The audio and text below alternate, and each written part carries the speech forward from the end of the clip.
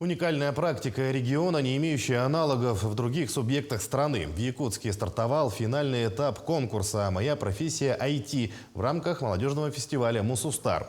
С какими проектами выступают участники и почему этот хакатон стал самым масштабным, расскажет Надежда Саханская. Здесь сидят настоящие таланты.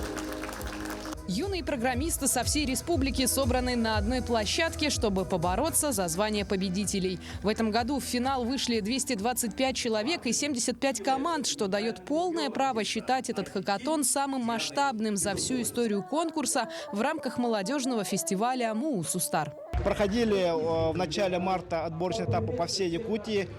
Примерно мы охватили более 6 тысяч участников нашей Якутии. Это молодые ребята, школьники, студенты, которые увлекаются IT-технологиями.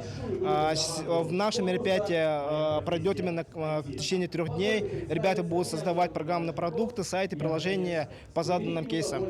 Конкурс «Моя профессия IT» проходит в республике уже в 8-й раз и приносит стабильно хорошие результаты. Участники конкурса создают свой бизнес, создают свои команды и, поступая в лучшие вузы России, республики.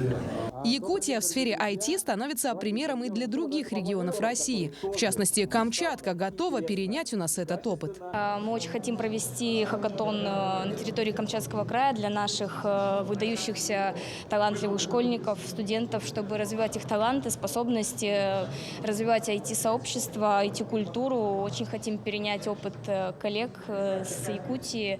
Надеемся, все получится, и мы добьемся такого же уровня IT-культуры развитой у нас на Камчатке.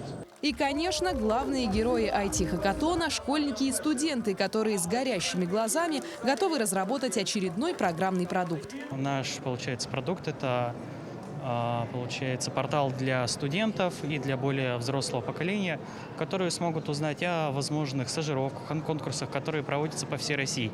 Результаты хакатона станут известны уже в эту субботу на закрытии фестиваля «Мусустар». Отметим, что призовой фонд в этом году среди айтишников составляет 1 миллион рублей, а также победители получат целевые места в лучших вузах страны. Надежда Саханская, Григорий Охлопков, Якутск.